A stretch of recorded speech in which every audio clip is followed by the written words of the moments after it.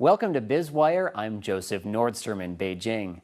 China's stocks fell the most in 4 years on Monday after the central bank signaled it will maintain efforts to curb speculative lending, and Goldman Sachs warned that a cash squeeze is hurting growth. The Shanghai Composite Index declined 5.3% to 1963 at the close, the biggest loss since August 31st, 2009. A gauge of financial companies tumbled 7.6% for the biggest loss among industry groups after the People's Bank of China, the central bank, said there's already a reasonable amount of liquidity in the financial system and urged banks to control risks from credit expansion. Due to what they see as a liquidity crisis within the banking system, Goldman Sachs and China International Capital Corporation cut their 2013 China economic growth forecasts.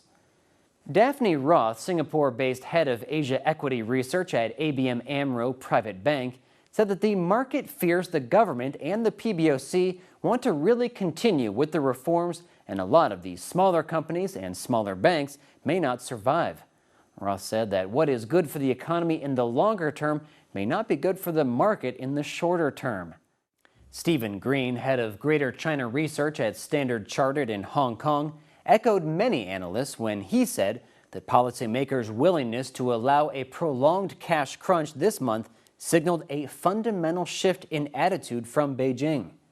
Analysts said they had suspected that Premier Li Keqiang would want to drive significant reforms, but underestimated, however, his apparent willingness to make policy choices that would risk putting further downside pressure on the economy.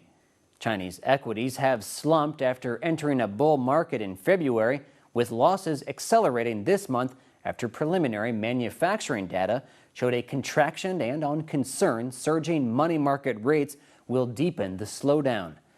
The Shanghai Composite has fallen 19% since February 6th. While money market rates fell for a second day from all-time highs, the overnight repurchase rate between banks of 6.47% was more than double this year's average of 3.09%. China's central bank rarely explains its actions in public and keeps markets guessing on policy, but the angst created by the standoff with banks and the money markets is prompting calls for it to change tack.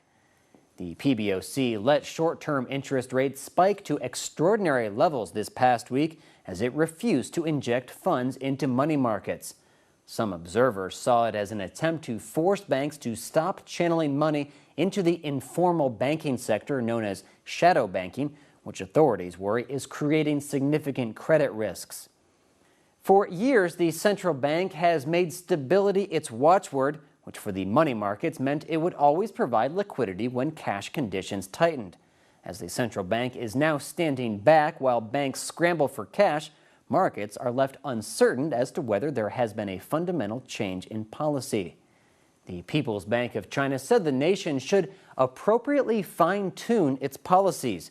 It's the first time since September that the panel, led by Governor Zhou Xiaochuan, has used the fine-tune phrase, suggesting officials are more open to loosening policies.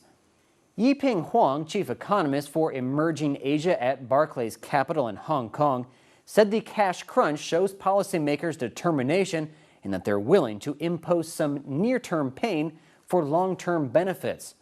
Huang said officials are preparing steps for liberalization and for better market discipline. It does appear that Premier Li Keqiang signaled a determination to stamp out speculation funded by cheap money, with a state council statement last Wednesday saying banks must make better use of existing credit and step up efforts to contain financial risks.